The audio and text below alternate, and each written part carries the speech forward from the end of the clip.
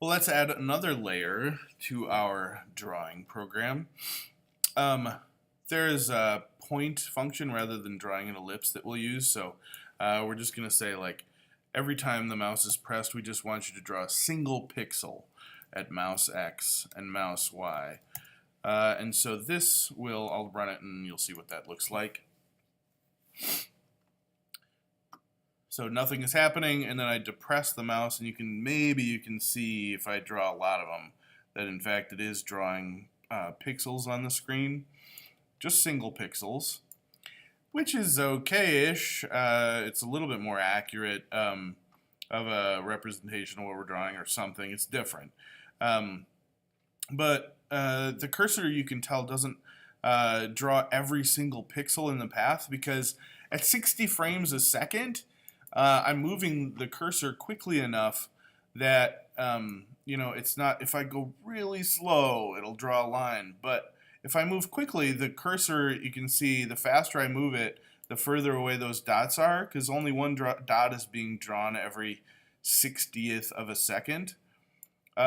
So let's improve this little dotted line by actually drawing a line. But the problem is, how do we draw a line? I mean, we only have the mouse current position. So, like, what we need to draw a line is we need to remember the past position of the mouse and connect that to the current position of the mouse to draw a line. Well, luckily for you, processing has thought of this as being something that most people would want to do. And so they have created these pmouse_x and pmouse_y variables, which is just past mouse x and past mouse y variables. So we're going to say we want to draw a line, which is another processing specific function, between pmouse_x, the first x coordinate, and pmouse_y, the first y coordinate, to the current mouse's position. Mouse x and mouse y.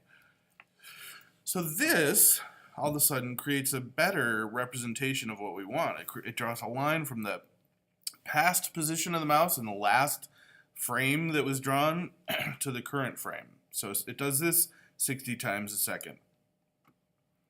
So now, nothing is going to happen at first, but then if I depress the mouse and then I draw, ooh, that's a lot better, right? That's pretty interesting.